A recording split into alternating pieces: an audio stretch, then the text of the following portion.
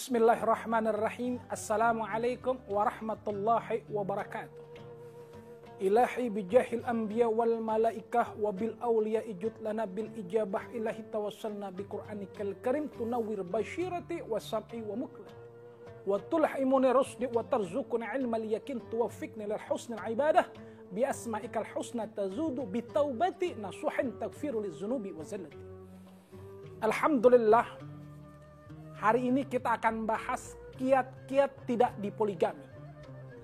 Tak tekankan lagi kiat-kiat tak dipoligami. Kenapa? Karena rentannya hubungan suami istri itu yang namanya poligami. Bagaimana? Kan Islam mensunahkan untuk 4. Tapi jangan lupa ada 4 wanita yang tidak dipoligami. Yang pertama, Siti Khadijah tidak dipoligami, masuk surga. Siti Fatimah tidak dipoligami, masuk surga. Istrinya Firaun tidak dipoligami, masuk surga. Satu lagi, ibunya Nabi Isa tidak dipoligami karena juga tidak menikah, masuk surga. Jadi ada 4 wanita yang pertama masuk surga tanpa dipoligami. Jadi saya tekankan kepada para suami untuk tidak mempoligami kalau istrinya bisa melayaninya dengan baik. Kalau istrinya bisa dibilangin, kalau istrinya semuanya apapun yang kita minta diberikan kepada istri, maka hindari untuk kata poligami. Kenapa? Karena ketika kita sudah menyentuh arena itu, maka ketenangan tidak akan ada kalau dasarnya bukan dengan iman dan takwa. Kiat-kiat istri biar tidak dipoligami. 1, kalau suaminya baru pulang kerja, layanin dengan baik. Maksudnya apa? Ketika suaminya datang, bukain itu sepatunya, bukain itu kaos kakinya, lap kakinya. Bukan berarti itu istri nggak ada martabatnya, nggak ada derajatnya, bukan. Tapi itu adalah menggugah seorang suami. Nggak ada istri kayak istri saya. Nyampe meja makan, kasih makanan yang paling enak. Walaupun itu makanan kita pesen dari restoran. Kalau bisa kita ambil nasinya sambil kita berselawat kepada Rasulullah SAW. Ya Allah, dengan berkahnya selawat, suami saya nggak poligami. Kasih, jangan pengen kita ngelayanin suami kita nggak poligami, jangan. Sandarkan juga kepada Allah wa Rasul, walaupun poligami itu disunahkan.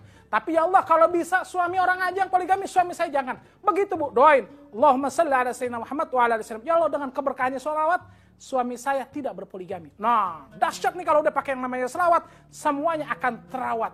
Rumah tangga akan terawat. Makanya biasain selawat, biar suami nggak berpoligami. Udah gitu, sampai tempat tidur kalau bisa mandiin tuh suami. Anggap itu suami kayak bayi. Sehingga suami bilang, ya Allah nggak ada istri kayak istri saya. Makanya suami tidak akan berpoligami. Tapi kalau suaminya pulang ke rumah, istrinya pakainya daster. Makanannya kagak kurang pantes. Terus di rumah terdengarnya piringnya juga kagak enak. Centrang-centreng, kena kuping juga pengen. Maka suami itu kemungkinan besar akan mencari ketenangan di tempat lain. Berikan ketenangan suami di dalam rumah dengan tenang, maka suami tidak akan pernah kemana-mana. Karena satu hal, prinsip dasar lelaki itu adalah setia. Prinsip dasar lelaki adalah setia. Kenapa? Karena itu yang terjadi kepada kita semua. Dan satu hal lagi, kalau suami tidak mau poligami, dekatkan suami kepada guru. Saya ingat kata guru saya, kalau suami kamu tidak mau poligami, maka dekatkan dia sama gurunya. Sehingga tautkan dia kepada hati gurunya.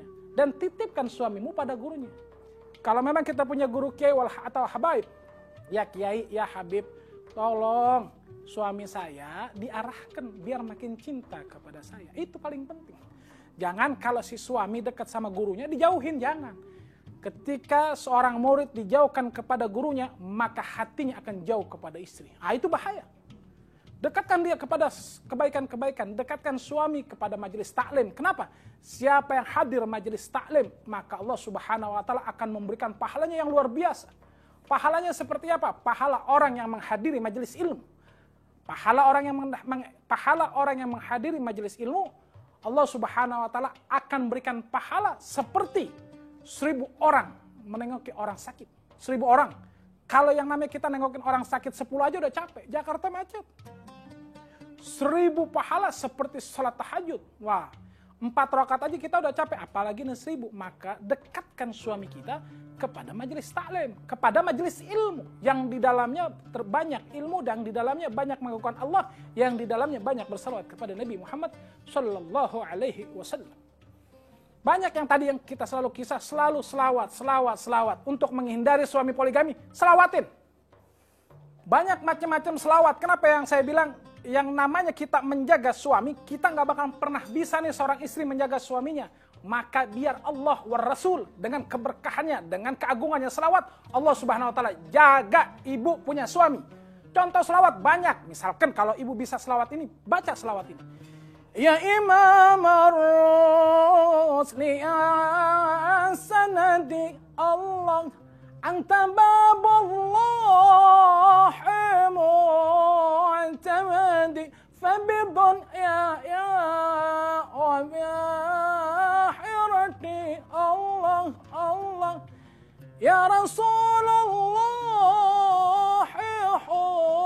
husbiyadi atau ya Sayyidi ya Rasulullah ya man lahal jahu indallah innal musila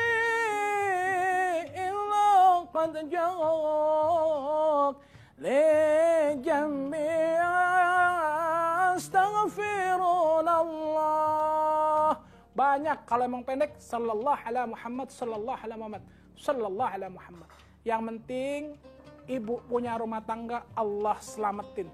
Yang penting, ibu punya rumah tangga, suami diselamatin, sehingga suami tidak tergoda dengan yang lain.